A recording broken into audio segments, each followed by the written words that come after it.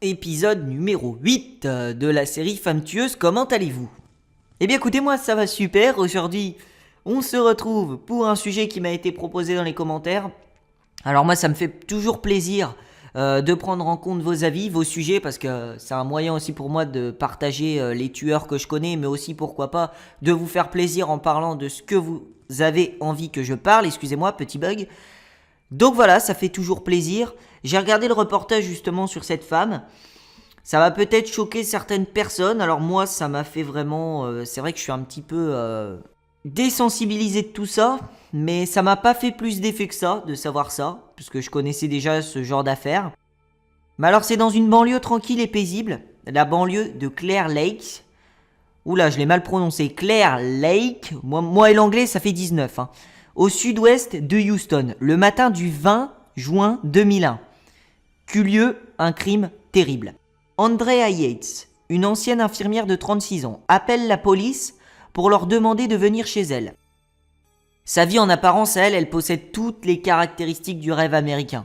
Elle vit dans une maison d'ailleurs qui est quand même très grande, avec son mari. Ils ont un camping-car aussi dans le jardin, et ils possèdent 5 enfants. C'est une femme au foyer, elle est très religieuse, et elle enseigne depuis toujours à ses fils un savoir-faire et une éducation portée vers la religion. Alors quand la police débarque chez elle, après un appel très bizarre, ils n'ont aucune idée de ce qui les attend. Effectivement, la femme avait appelé le 911. Au départ, elle avait appelé... donc le 911, c'est un service d'aide, c'est les ambulances, le SAMU, etc. Et elle avait demandé la police. En arrivant, un officier découvre Andrea Yates, trempée de la tête aux pieds. Un autre trouve un corps ressemblant à une poupée allongée sur le lit conjugal, les yeux grands ouverts. Pensant bien sûr qu'il s'agit d'une poupée, il s'approche et lui touche le front, avant de soulever la couverture et de découvrir 3 enfants inconscients et morts enveloppés dans les draps. La chose qu'il avait pris pour une poupée était en réalité la petite Marie, de 6 mois, le dernier enfant d'Andrea Yates. Un 5e enfant fut découvert flottant dans la baignoire de la salle de bain. Il était entouré de vomi et d'excréments. Les 5 personnes mortes étaient Noah, 7 ans, John, 5 ans, Paul, 3 ans, Luc, 2 ans et Marie, 6 mois.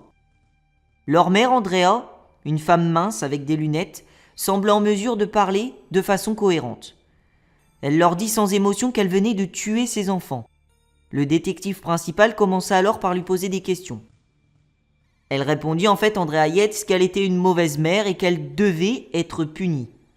Elle s'est donc rendue d'elle-même à la police en les appelant et a aussi prévenu son mari de ce qu'elle venait de faire.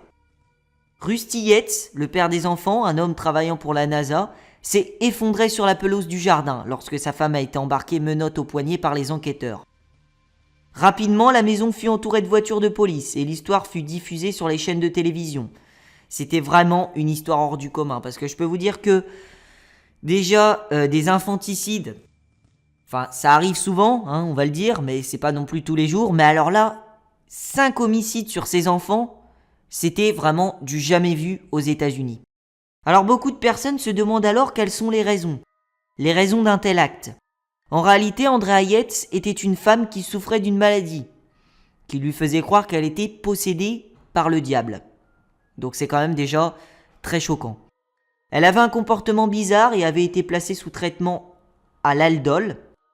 C'est un médicament antipsychotique en gros, qui a été développé par une entreprise belge. Et elle, si vous voulez, elle avait développé une psychose post-partum. Ça concerne à peu près une femme sur 1000.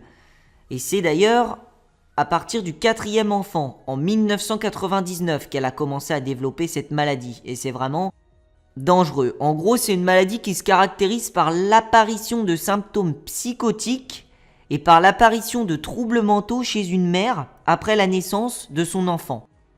Depuis 1999, elle n'avait cessé de dire qu'elle allait tuer ses enfants.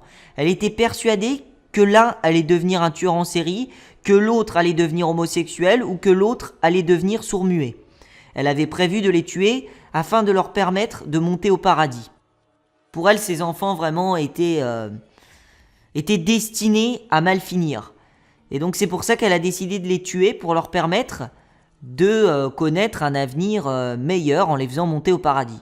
Elle avait aussi fait 2 tentatives de suicide lorsqu'elle était sous traitement, car elle savait qu'elle allait s'en prendre à ses enfants et elle ne voulait pas leur faire de mal.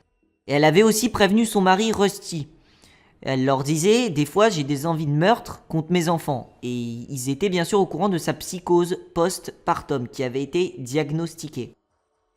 En gros, le matin du meurtre, elle appelle son mari, elle fait « ça y est, je l'ai fait ». Son mari il fait « t'as tué qui ?» Elle dit « je les ai tous tués ». Voilà.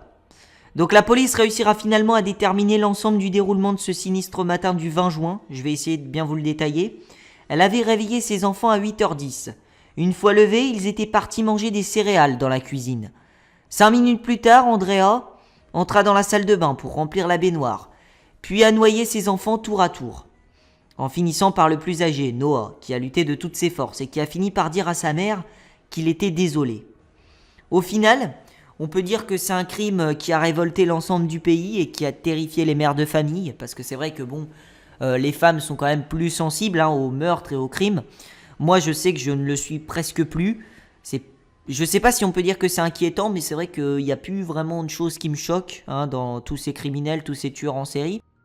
Mais bon, les femmes ont plus de sentiments, les femmes sont plus sensibles, donc forcément ça a beaucoup choqué les femmes. Et d'ailleurs, beaucoup de personnes s'attendaient à la voir mourir pour ce qu'elle avait fait.